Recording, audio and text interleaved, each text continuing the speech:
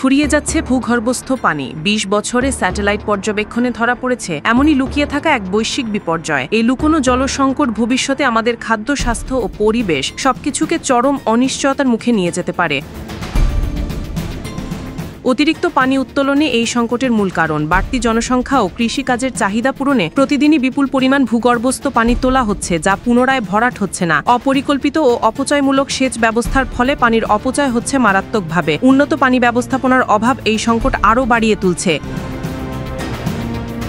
জলবায়ু পরিবর্তনের প্রভাবে কমে যাচ্ছে বৃষ্টিপাত, বাড়ছে খরা ও বাষ্পীভবন, যার ফলে ভূগর্ভস্থ পানির স্তর স্বাভাবিক হারে ফিরতে পারছে না। এর সরাসরি প্রভাব পড়ছে খাদ্য নিরাপত্তায়। ফসল উৎপাদন কমে যাচ্ছে, দাম বাড়ছে এবং পানি ঘাটতির ফলে বাড়ছে পানিবাহিত রোগবালাই। জলাশয় শুকিয়ে যাওয়ার ফলে বন্যপ্রাণীর আবাস ধ্বংস হচ্ছে এবং পুরো পরিবেশ ব্যবস্থায় নেতিবাচক পরিবর্তন দেখা দিচ্ছে।